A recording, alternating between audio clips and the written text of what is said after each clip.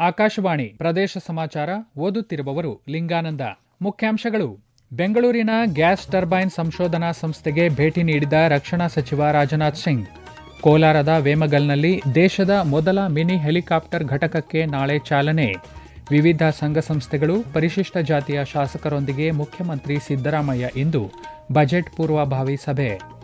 ದಾವಣಗೆರೆ, ಹಾವೇರಿ, ಮಂಡ್ಯ ಸೇರಿದಂತೆ ವಿವಿಧ ನ್ಯಾಯಾಲಯಗಳಿಗೆ ಹುಸಿ ಬಾಂಬ್ ಬೆದರಿಕೆ, ಪೊಲೀಸರಿಂದ ಪರಿಶೀಲನೆ. ಹಾಗೂ ರಣಜಿ ಟ್ರೋಫಿ ಸೆಮಿಫೈನಲ್ ಪಂದ್ಯ, ಉತ್ತರಾಖಂಡ ವಿರುದ್ಧ ದೇವದತ್ತ ಪಡಿಕ್ಕಲ್ ಚೊಚ್ಚಲ ದ್ವಿಶತಕ.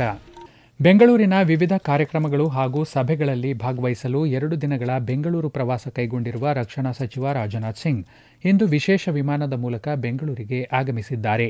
ಇಂದು ಅವರು ರಕ್ಷಣಾ ವಲಯದ ವಿವಿಧ ಸಂಸ್ಥೆಗಳಿಗೆ ಭೇಟಿ ನೀಡಲಿದ್ದಾರೆ. ಮೊದಲಿಗೆ ಬೆಂಗಳೂರಿನ ಗ್ಯಾಸ್ ಟರ್ಬೈನ್ ಸಂಶೋಧನಾ ಸಂಸ್ಥೆಗೆ ಭೇಟಿ ನೀಡಿದ ಬಳಿಕ ಮಾತನಾಡಿದ ಅವರು, ವಿಶ್ವವೇ ಇಂದು ಭಾರತದ ಅಭಿವೃದ್ಧಿಯನ್ನು ಬೆರಗುಗಣ್ಣಿನಿಂದ ನೋಡುತ್ತಿದೆ ಎಂದು ತಿಳಿಸಿದ್ದಾರೆ. ವಿಶ್ವ ನಾಯಕನಾಗುವಲ್ಲಿ ಭಾರತ ಮುನ್ನುಗ್ಗುತ್ತಿದ್ದು, ಯುರೋಪಿಯನ್ ಒಕ್ಕೂಟದೊಂದಿಗಿನ ವಾಣಿಜ್ಯ ಒಪ್ಪಂದವನ್ನು ಅವರು ಸಮರ್ಥಿಸಿಕೊಂಡಿದ್ದಾರೆ. ಇದೇ ವೇಳೆ ಬ್ರಿಟನ್ನೊಂದಿಗೆ ಏರೋ ಇಂಜಿನ್ ಕುರಿತು ಜಂಟಿ ಸಂಶೋಧನೆ ನಡೆಸಲಾಗುವುದು ಎಂದು ಸ್ಪಷ್ಟಪಡಿಸಿದ್ದಾರೆ.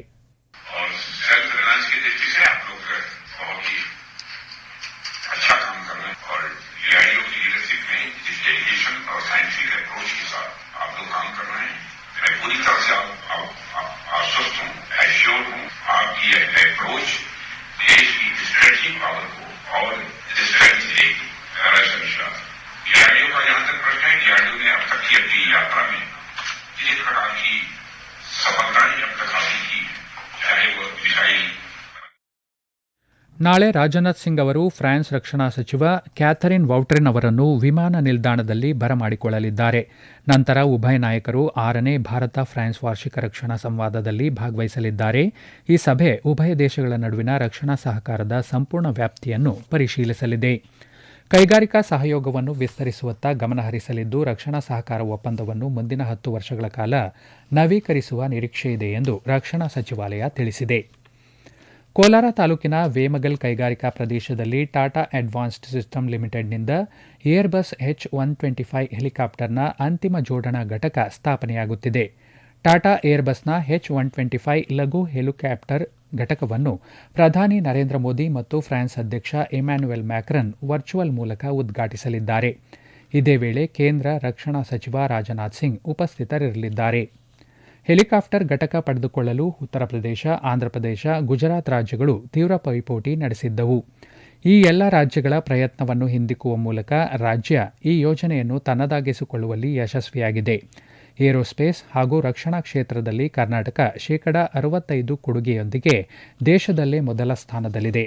ಆರಂಭದಲ್ಲಿ ವಾರ್ಷಿಕ 10 ಹೆಲಿಕಾಪ್ಟರ್ ಉತ್ಪಾದಿಸುವ ಗುರಿ ಹೊಂದಲಾಗಿದೆ. ಮುಂದಿನ ವರ್ಷಗಳಲ್ಲಿ 500 ಲಘು ಹೆಲಿಕಾಪ್ಟರ್ ತಯಾರಿಕೆಗೆ ಬೇಡಿಕೆ ಬರಬಹುದು ಎಂದು ಏರ್ಬಸ್ ಅಂದಾಜಿಸಿದೆ. ಇದೇ ಮೊದಲ ಬಾರಿಗೆ ಕೋಲಾರದಲ್ಲಿ ಖಾಸಗಿ ಹೆಲಿಕಾಪ್ಟರ್ ಅಸೆಂಬ್ಲಿ ಘಟಕ ಆರಂಭವಾಗುತ್ತಿರುವುದು ಆತ್ಮನಿರ್ಭರ ಭಾರತಕ್ಕೆ ಮತ್ತಷ್ಟು ಶಕ್ತಿ ತುಂಬಲಿದೆ. ಮುಖ್ಯಮಂತ್ರಿ ಸಿದ್ದರಾಮಯ್ಯ ಅವರು ಇಂದು 2026-27ನೇ ಸಾಲಿನ ಆಯವ್ಯಯ ಕುರಿತಂತೆ ಪೂರ್ವಭಾವಿ ಸಭೆ ನಡೆಸಲಿದ್ದಾರೆ. ವಾಣಿಜ್ಯ ಸಂಘ ಸಂಸ್ಥೆಗಳು, ಸಾರಿಗೆ ಸಂಘ ಸಂಸ್ಥೆಗಳು, ಅಬಕಾರಿ ಸಂಘ ಸಂಸ್ಥೆಗಳು ಹಾಗೂ ಭೂ ಮಾರುಕಟ್ಟೆ ಸಂಘ ಸಂಸ್ಥೆಗಳೊಂದಿಗೆ ಸಮಾಲೋಚನೆ ನಡೆಸಲಿದ್ದಾರೆ. ಸಂಜೆ ಅವರು ಆಡಳಿತ ಪಕ್ಷದ ಪರಿಶಿಷ್ಟ ಜಾತಿಯ ಶಾಸಕರೊಂದಿಗೆ ಬಜೆಟ್ ಪೂರ್ವಭಾವಿ ಸಭೆ ನಡೆಸಲಿದ್ದಾರೆ. ಪ್ರದೇಶ ಸಮಾಚಾರ ಕೇಳುತ್ತಿದ್ದೀರಿ.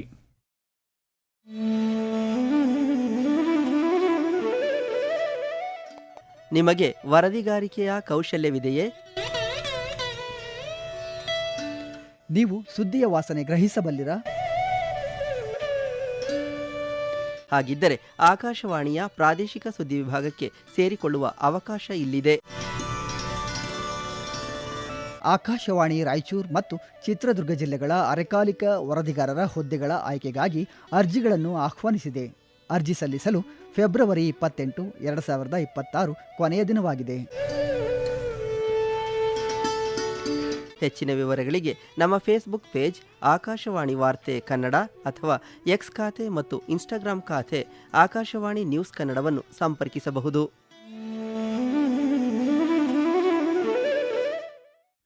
ದಾವಣಗೆರೆಯ ದೇವರಾಜ್ ಅರಸು ಬಡಾವಣೆಯಲ್ಲಿರುವ ಜಿಲ್ಲಾ ನ್ಯಾಯಾಲಯ ಸಂಕೀರ್ಣಕ್ಕೆ ಇಂದು ಮಧ್ಯಾಹ್ನ ಬಾಂಬ್ ಬೆದರಿಕೆ ಇಮೇಲ್ ಬಂದಿದ್ದು, ವಕೀಲರು, ಸಿಬ್ಬಂದಿ ಹಾಗೂ ಸಾರ್ವಜನಿಕರಲ್ಲಿ ಕೆಲಕಾಲ ಆತಂಕ ಸೃಷ್ಟಿಯಾಗಿತ್ತು. ನ್ಯಾಯಾಲಯದ ಅಧಿಕೃತ ಇಮೇಲ್ ವಿಳಾಸಕ್ಕೆ ಕಿಡಿಗೇಡಿಗಳು ಬಾಂಬ್ ಬೆದರಿಕೆ ಸಂದೇಶ ಕಳುಹಿಸಿದ್ದರು. ವಿಷಯ ತಿಳಿಯುತ್ತಿದ್ದಂತೆ ಎಚ್ಚೆತ್ತುಕೊಂಡ ಪೊಲೀಸರು ನ್ಯಾಯಾಲಯದ ಆವರಣದಲ್ಲಿದ್ದವರನ್ನು ಹೊರಗೆ ಕಳುಹಿಸಿ ಇಡೀ ಕಟ್ಟಡವನ್ನು ವಶಕ್ಕೆ ಪಡೆದರು.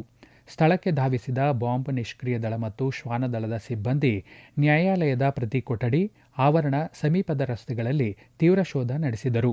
ಸುಮಾರು 2 ಗಂಟೆಗಳ ಕಾಲ ನಡೆದ ಸುದೀರ್ಘ ಕಾರ್ಯಾಚರಣೆಯ ನಂತರ ಯಾವುದೇ ಸ್ಫೋಟಕ ವಸ್ತುಗಳು ಪತ್ತೆಯಾಗದ ಕಾರಣ ಇದೊಂದು ಹುಸಿ ಬಾಂಬ್ ಬೆದರಿಕೆ ಎಂದು ಪೊಲೀಸರು ಖಚಿತಪಡಿಸಿದರು. ಪ್ರಾಥಮಿಕ ತನಿಖೆಯ ಪ್ರಕಾರ ಈ ಬೆದರಿಕೆ ಸಂದೇಶ ತಮಿಳುನಾಡಿನಿಂದ ಬಂದಿದೆ ಎಂದು ಗುರುತಿಸಲಾಗಿದೆ.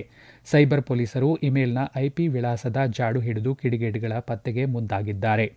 ಘಟನೆ ಹಿನ್ನೆಲೆಯಲ್ಲಿ ಮುನ್ನೆಚ್ಚರಿಕಾ ಕ್ರಮವಾಗಿ ಜಿಲ್ಲಾ ನ್ಯಾಯಾಲಯದ ಸುತ್ತಮುತ್ತ ಹಾಗೂ ಜನನಿಬಿಡ ಪ್ರದೇಶಗಳಲ್ಲಿ ಪೊಲೀಸ್ ಭದ್ರತೆಯನ್ನು ಹೆಚ್ಚಿಸಲಾಗಿದೆ.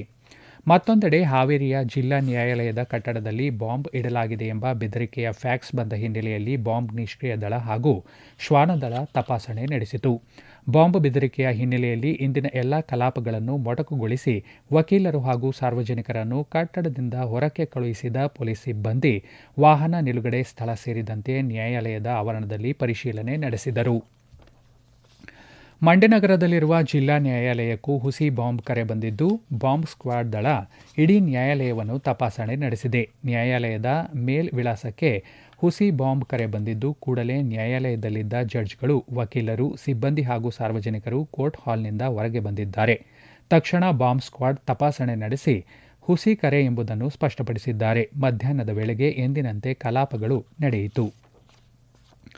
ರಾಷ್ಟ್ರೀಯ ಸ್ವಯಂ ಸೇವಕ ಸಂಘದ ವಿರುದ್ಧ ವಿವಾದಾತ್ಮಕ ಹೇಳಿಕೆ ನೀಡಿರುವ ಸಚಿವ ಪ್ರಿಯಾಂಕ್ ಖರ್ಗೆ ವಿರುದ್ಧ ಬಿಜೆಪಿ ರಾಜ್ಯಾಧ್ಯಕ್ಷ ಬಿವೈ ವಿಜಯೇಂದ್ರ ಅಸಮಾಧಾನ ವ್ಯಕ್ತಪಡಿಸಿದ್ದಾರೆ.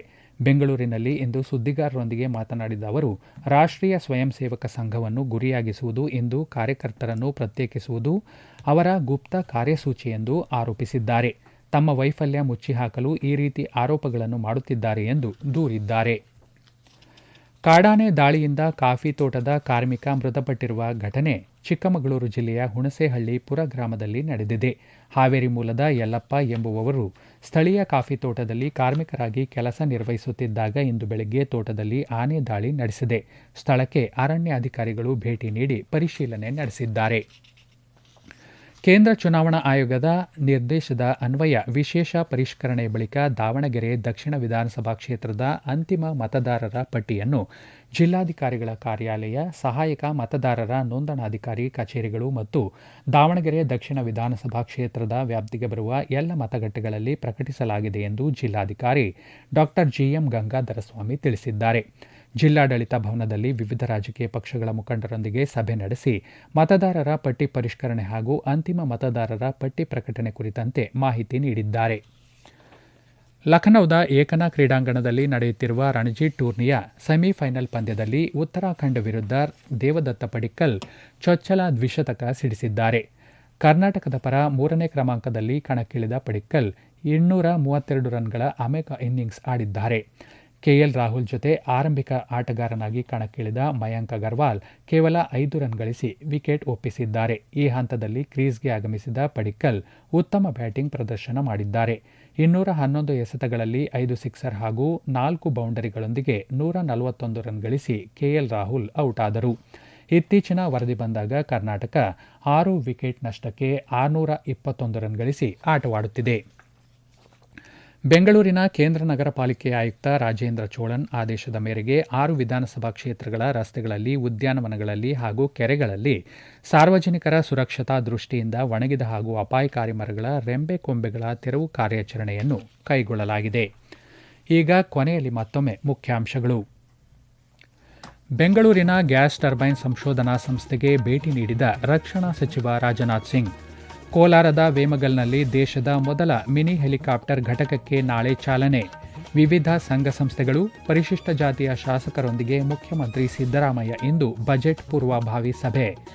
ದಾವಣಗೆರೆ, ಹಾವೇರಿ, ಮಂಡ್ಯ ಸೇರಿದಂತೆ ವಿವಿಧ ನ್ಯಾಯಾಲಯಗಳಿಗೆ ಹುಸಿ ಬಾಂಬ್ ಬೆದರಿಕೆ, ಪೊಲೀಸರಿಂದ ಪರಿಶೀಲನೆ. ಹಾಗೂ ರಣಜಿ ಟ್ರೋಫಿ ಸೆಮಿಫೈನಲ್ ಪಂದ್ಯ, ಉತ್ತರಾಖಂಡ್ ವಿರುದ್ಧ ದೇವದತ್ತ ಪಡಿಕ್ಕಲ್ ಚೊಚ್ಚಲ ದ್ವಿಶತಕ. ಇಲ್ಲಿಗೆ ಪ್ರದೇಶ ಸಮಾಚಾರ ಮುಗಿಯಿತು. ನಮ್ಮ ಮುಂದಿನ ವಾರ್ತಾ ಪ್ರಸಾರ ಸಂಜೆ 6:40ಕ್ಕೆ.